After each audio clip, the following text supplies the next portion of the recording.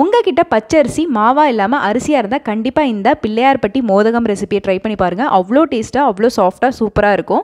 இது எப்படி செய்கிறதுன்றதை பார்ப்போம் வாங்க. இதுக்கு ஃபஸ்ட்டு பச்சரிசியும் பாசிப்பருப்பும் நல்லா அலசிட்டு 1 மணி நேரம் நல்லா ஊற வச்சு எடுத்துக்கலாம். நல்லா ஊறின பின்னாடி ஒரு துணியில் இந்த மாதிரி நல்லா உணர வச்சுருங்க. அரிசியெல்லாம் நல்லா இந்த மாதிரி உணர வச்சுட்டு ஒரு பாத்திரத்தில் போட்டு நல்லா ரோஸ்ட் பண்ணி எடுத்துக்கோங்க.